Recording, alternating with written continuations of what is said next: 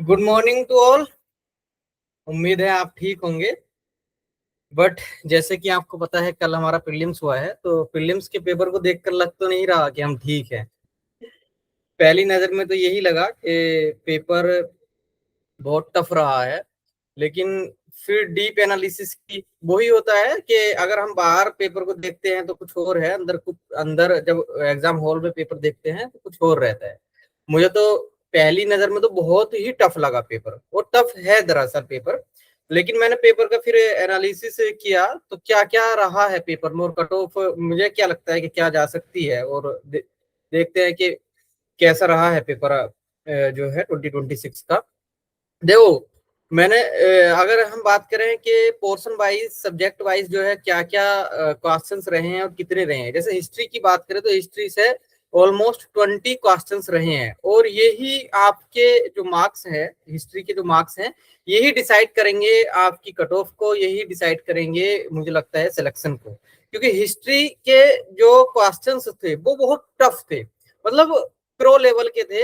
Actually जो history जिसका optional है उसके लिए तो ठीक लगे होंगे, उसने हैंडल कर लिए होंगे, लेकिन जो जनरल जीएस के परस्पेक्टिव से हिस्ट्री पढ़ते हैं, मुझे नहीं लगता कि वो जो है 20 में से 10 क्वेश्चंस भी सही से कर पाए होंगे, क्योंकि एंशिएंट हिस्ट्री के इतने टफ क्वेश्चंस, हिस्टोग्राफी एंड जो अगर हम बात करें कि ऋग्वेदिक पीरियड एंड हड़प्पन सिविलाइजेशन से भी, तो ये भी वहां की आर्कियोलॉजी से क्वेश्चंस ज्यादा थे। तो इसलिए मुझे लगता है कि हिस्ट्री के क्वेश्चंस बहुत टफ थे। हिस्ट्री जिसका ऑप्शनल हिस्ट्री होगा उसने ठीक कर लिए होंगे, लेकिन वो भी जो है 12 या 13 क्वेश्चन से ही कर पाए होंगे सही। तो हिस्ट्री के टफ थे, इसको लेते हैं। फिर ज्योग्राफी के ऐसे होता था कि पहले 5-6 साल से मैं देख रहा था और एग्जाम भी दे रहा था, तो हिस्ट्री जो ज्योग्राफी है, ज्योग्राफी के एनसीईआरटी बेस्ड क्वेश्चंस आते थे और एनसीईआरटी से क्वेश्चंस मिल जाते थे। लेकिन इस बार क्वेश्चंस जो है ज्योग्राफी के, एक तो नंबर ऑफ क्वेश्चंस बहुत कम रहे हैं। जब भी ज्योग्राफी के क्वेश्चंस बढ़ते थे तो कट ऑफ जो है बढ़ जाती थी, लेकिन जैसे ज्योग्राफी के क्वेश्चंस कम होते हैं तो कट ऑफ कम हो जाती है, क्योंकि ज्योग्राफी के या तो एटलस से पूछता है या फिर एनसीईआरटी से पूछता है। तो नंबर ऑफ क्वेश्चंस बहुत कम पूछे हैं ज्योग्राफी के, 9 क्वेश्चन ही पूछे हैं। इसी तरीके से इन्वायरमेंट के क्वेश्चन देखें तो इन्वायरमेंट के 10 क्वेश्चन थे, लेकिन लग ही नहीं रहा था पेपर को। जब मैं देख रहा था कि इन्वायरमेंट है कहाँ, पता ही नहीं चल रहा था कि इन्वायरमेंट है कहाँ। वो तो फिर एग्जाम हॉल के बाहर स्टूडेंट निकल कर देखते हैं तब पता चलता है कि अच्छा ये इन्वायरमेंट का क्वेश्चन था, ये ज्योग्राफी का क्वेश्चन था। पहले ऐसा होता था, पेपर जब आता था 2023 का हो, 24 का हो और 22 का हो, 21 का हो, तो हमें ये पता चलता था। जब क्वेश्चन पेपर को देखते थे, क्वेश्चन पेपर अटेम्प्ट करते थे, तो हमें ये पता चलता था कि अब जो है हम ज्योग्राफी के क्वेश्चंस को अटेम्प्ट कर रहे हैं, अब जो है हम पॉलिटी के क्वेश्चंस को अटेम्प्ट कर रहे हैं। लेकिन इस पेपर में मुझे ये लगा ही नहीं कि मैं यही ढूंढता रहेगा कि पॉलिटी के क्वेश्चन कहाँ है ज्योग्राफी के क्वेश्चन, कहाँ है इन्वायरमेंट के क्वेश्चन। तो बहुत इस पेपर को मैं मान सकता हूँ बहुत टफ था। अभी तक का जितने भी एग्जाम मैंने दिए हैं या जितने भी एग्जाम मैंने देखे हैं, उनमें सबसे टफ पेपर जो है मुझे ये 2026 का लगा। तो अभी कट ऑफ पे भी डिस्कस करेंगे कि कट ऑफ क्या रहेगी। इसी तरीके से इन पॉलिटी एंड गवर्नेंस, देखो मैंने दो चीजें दिखाई हैं कि पॉलिटी एंड गवर्नेंस, सिर्फ हम पॉलिटी के बेस पर जाएंगे तो 4 या 5 क्वेश्चन आएंगे, लेकिन गवर्नेंस के क्वेश्चंस जो है काफी रहे हैं। 12 क्वेश्चंस पॉलिटी एंड गवर्नेंस के रहे हैं। जो इथिक्स के क्वेश्चंस बोल रहे हैं कि इथिक्स का तो सिलेबस भी नहीं है, लेकिन इथिक्स के क्वेश्चन डाले, दरअसल वो इथिक्स के क्वेश्चन नहीं है, गवर्नेंस या पब्लिक पब एड के हैं। तो ठीक है, लेकिन वो बहुत लंबे लंबे पैराग्राफ, बहुत ज्यादा लेंदी पेपर है, तो उस वजह से स्टूडेंट्स को ये टफ लगा। बट गवर्नेंस के क्वेश्चंस हम देखेंगे तो इतने टफ नहीं थे, बट लेंदी बहुत थे। तो यहाँ पर भी जो कट ऑफ है डिसाइड करेगी। एंड इकोनॉमी के क्वेश्चन 3-4 क्वेश्चंस को छोड़ दें, वो ठीक है, जो जैसे आते थे वैसे ही है, लेकिन बाकी क्वेश्चंस इकोनॉमी के टफ थे।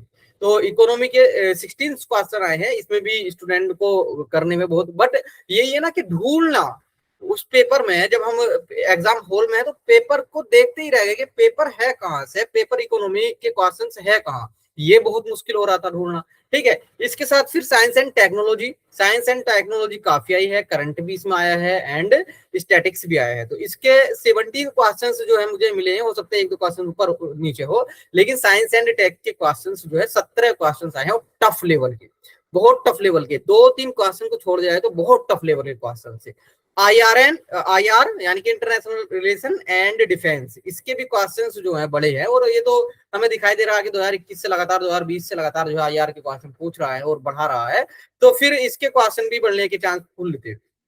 ठीक है, तो इसमें इसके 13 क्वेश्चन आए हैं current affairs, pure current affair, जैसे कि मैं आपको बताता था कि प्योर करंट अफेयर्स जो आता है 2-3 क्वेश्चन आते हैं, तो वो 3 क्वेश्चन आए हैं और सभी स्टैटिक्स से जुड़े हुए हैं करंट अफेयर्स की। तो करंट अफेयर्स को तो अलग कैटेगरी बनाना मेरे हिसाब से ठीक नहीं है, बट प्योर करंट अफेयर्स की बात करें तो 3 क्वेश्चन है और बाकी सभी क्वेश्चन जो है स्टैटिक्स से जुड़े हुए हैं।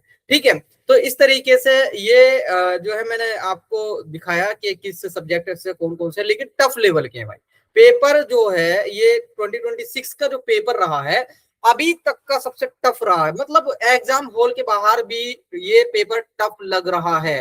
एक तो एग्जाम हॉल के अंदर पेपर होता है कि वो पेपर बिल्कुल ही 360 डिग्री चेंज होता है, कि जब हम एग्जाम हॉल से बाहर पेपर देखते हैं और एग्जाम हॉल के अंदर पेपर देखते हैं, दोनों में बहुत ज्यादा डिफरेंस होता है। तो आप, मैं पेपर देख रहा था एग्जाम हॉल के बाहर, मैं ढूंढता रह गया कि किसके क्वेश्चन है, कौन सा ज्योग्राफी का क्वेश्चन है, कौन सा पॉलिटी का क्वेश्चन है, तो ये बहुत टफ और लेंदी बहुत ज्यादा है।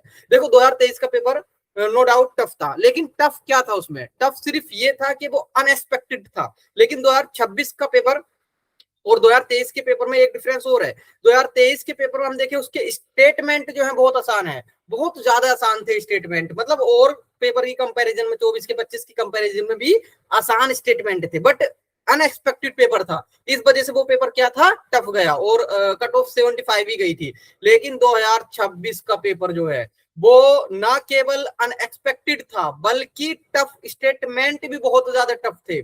तो अनएक्सपेक्टेड के साथ साथ टफ लेवल का पेपर था, तो इसको हम टफेस्ट पेपर मान सकते हैं, अभी तक का सबसे टफ पेपर जो है अभी तक का बनाया गया है। उसी के बेस पर जो है कट ऑफ जो है, कट ऑफ वेरी करेगी, उसी के पेपर पर डिसाइड होगी, उसी के बेस पर डिसाइड होगी कट ऑफ जाएगी क्या। मुझे जो लगता है कट ऑफ जो मैंने बनाई है, तो वो भी मैंने बहुत डरते डरते बनाई है कि यार इतनी भी नहीं जाएगी, मतलब जो मैंने कट ऑफ बनाई है ना वो भी मुझे लग रहा है कि इतनी भी नहीं जाएगी इस बार कट ऑफ जो है। जैसे जनरल की मैं देखूं, जनरल की कट ऑफ जो है मैंने जो एक्सपेक्ट की है वो 75, लेकिन ये भी मेरे हाथ इस पर भी जो है लिखने मना कर रहे हैं कि 75 भी हार्डली 75 जाएगी, हार्डली 75। तो प्लस माइनस 2 तो कर सकते हैं, लेकिन मुझे लग रहा है कि 75 जो है मैंने बिल्कुल अपर बता दी है।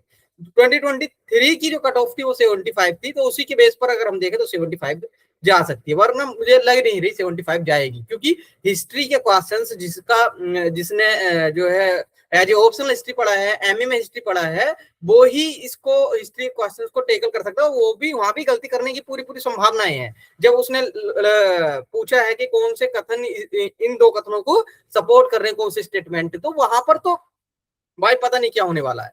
ठीक है, ओबीसी की कट ऑफ में बहुत ज्यादा डिफरेंस रहता नहीं, 74 या 74 पॉइंट कुछ जाने वाली है, यानी कि 75 ही आप मानकर चलिए। फिर ईडब्ल्यूएस की भी ये डिफरेंस खत्म ही हो गया है, तो 73 पॉइंट कुछ या 74 के आसपास जाएगी। इसी तरीके से एससी की कट ऑफ जो है मुझे जहां तक लगता है वो 68 के आसपास जाएगी। ठीक है, एंड एसटी की कट ऑफ जो है 75, इससे ऊपर तो कट ऑफ नहीं जाएगी जितनी कट ऑफ मैंने बता दी है। क्योंकि मैंने अब मेरा कैसा रहा है पेपर, मैंने पेपर दिया है नहीं दिया है, तो मैंने तो भाई जैसे ही स्टूडेंट के मैंने चेहरे देखे, मैं पेपर दिलाने गया था, जैसे ही बाहर को निकल रहे थे स्टूडेंट और मैंने चेहरे देखे तो मैं खुश हो गया कि पेपर जो है बहुत टफ है भाई, मैंने अपना अटेम्प्ट बचा लिया है। तो मैंने पेपर नहीं दिया है, लेकिन मैंने जो बाहर एक्सप्लेनेशन की है उसके बेस पर भी मुझे पेपर लग रहा था कि यार ये पेपर तो नहीं पूछना चाहिए था। एक्चुअली यूपीएससी करना क्या चाह रहा, यूपीएससी आपसे नॉलेज आपकी चेक नहीं कर रहा, यूपीएससी आपके टैलेंट को नहीं देख रहा, सिर्फ यूपीएससी चाहता है कि हाँ तुक्के मारो, जिसके तुक्के अच्छे लग जाएंगे उसको हम जो है मेंस में बिठा देंगे, जिसके तुक्के सही नहीं लग रहे उसको जो है हम मेंस से बाहर कर। इस तरीके की कुछ एक्सपेक्टेशन है यूपीएससी। बट ठीक है, पेपर अब जैसा भी गया, कटो जो आंसर की है वो आ जाएगी, आज आ जाए, आई होप आज आ जाए, ना तो कल जो है आंसर की आ जाएगी आपकी। और उसकी बेस पर देख लेना कि 75 70 के आसपास भी अगर आपके बने तो आप जो है ना, ये नहीं करना कि नहीं आएगा, मेंस की तैयारी में लग जाओ अब। ठीक है, 70 वाले स्टूडेंट भी मेंस की तैयारी में लग सकते हैं। ठीक, ठीक है, फिर यही है आज जो है कट ऑफ और पेपर एनालिसिस करना था। तो इसको देख लेना और अपनी आंसर की मिला लेना, फिर मिलते हैं हम मेंस की तैयारी के दौरान। ठीक। ओके। ओके।